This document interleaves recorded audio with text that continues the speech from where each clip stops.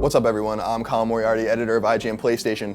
I've been seeing a lot on the internet lately about Mass Effect 3 and about people kind of getting angry and complaining about the endings and the DLC and this and that and the other thing. So people don't like Mass Effect 3's ending.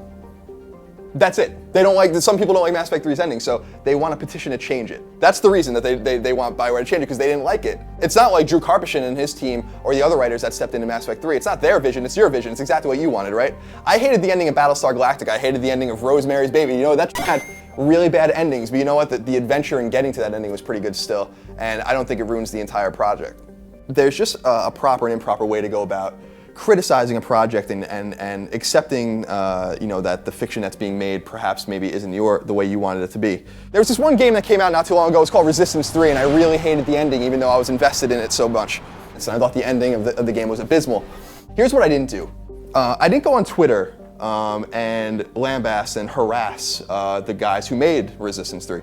I didn't go on Metacritic and tank their score. I didn't send around stupid online petitions asking them to change the ending of their own game and their own fiction.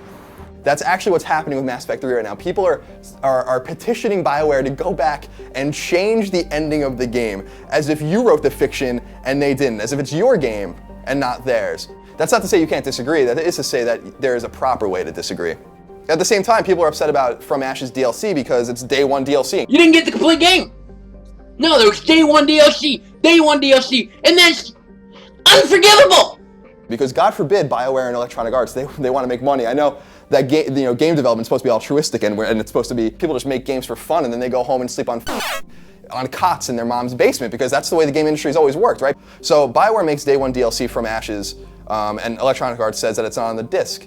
But who gives a shit if it's on the disc? Who cares if Mass Effect 3 was 90% DLC that was locked on the disc?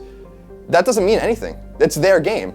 So if the From Ashes DLC disgruntles you, if the day one DLC disgruntles you, that's fine. Why don't you do something proactive about it by not buying it? Of course, this all kind of culminates in a huge problem, which is entitlement. And people think they're getting gouged in the game industry, and people think that they're spending too much money. Well, I have a fucking reality check for you. The reality check is that games are cheaper both in real money and in inflated money than they've ever been. Even if you spend $10 on From Ashes and added that to the $60 you paid for Mass Effect 3, your games are still cheaper than they were when I was a kid.